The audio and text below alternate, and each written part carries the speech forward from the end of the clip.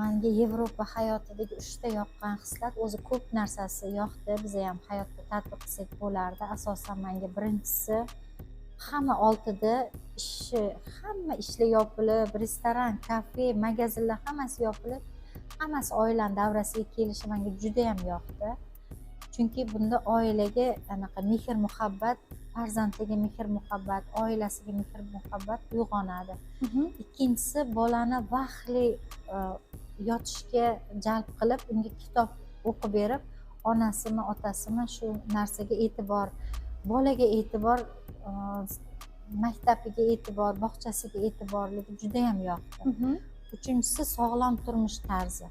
Sog'lom, iloji boricha hamma velosipedda yurar ekan, mashina olishga, men boyman, mana bunaqa mashina haydashim kerak, o'chamas, kiyim kechak, mol davlatga o'chamas. Chunki hamma birdek insonmi, inson bir xil anaqa muomala qilinar ekan.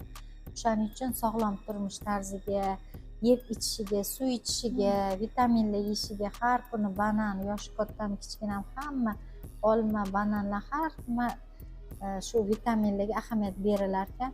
Agar mana shu narsalarni biz ham oilamizdan, o'zimizdan boshlab tatbiq qilsak, menimcha ko'chada jinoyatlar ham kamroq bo'ladi.